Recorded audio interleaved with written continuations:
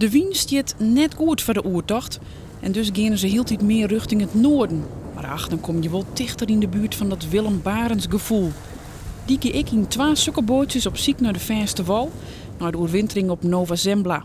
Omdat zijn haas ik het grutteskip bouwen dat Barents naar Nova Zembla bracht, liek het een paar maal ik wel eens wat om maar de Lietse replica's de zee op te gaan. Wordt vanzelf kouder. IJsberen gezien hebben, we hebben een camera mee. 200 denk ik. Nou ja, er zit al een beetje tussen. Een barre ijsberen. Nou, het zeilen gaat prachtig. Ze maken een snelheid van 5 mijl per uur.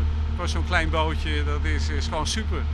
Alleen, de wind zit een beetje in de verkeerde hoek. Dus ze kunnen niet in een rechte lijn naar de Terschelling. En ze moeten dus kruisen. Dus het wordt een omweg, zigzaggend. Over de ene boeg en dan na een uurtje weer over de andere boeg moeten ze laverend naar het eiland. Dus dat remt de snelheid wel. Dus het wordt een lange tocht, dat is wel zeker. Oei, dat zucht er net hoopvol uit. Dat is wel bijhouden, want we begonnen met zeilen.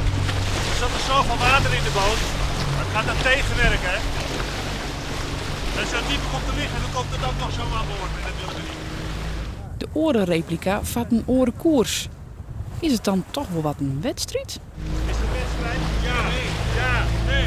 Want zijn zoon zit daar aan boord. En daarom is het nu geen wedstrijd. Reken maar van yes. Willem Barents en Simon Manning moesten 2000 kilometer roeien en zielen voordat ze de verste wal bereikten. De bemanning van de replica's doggen er zo'n oer voordat ze 30 kilometer oerstutsen binnen. En dan komen ze op Skielge, het beddenplak van Willem Barents.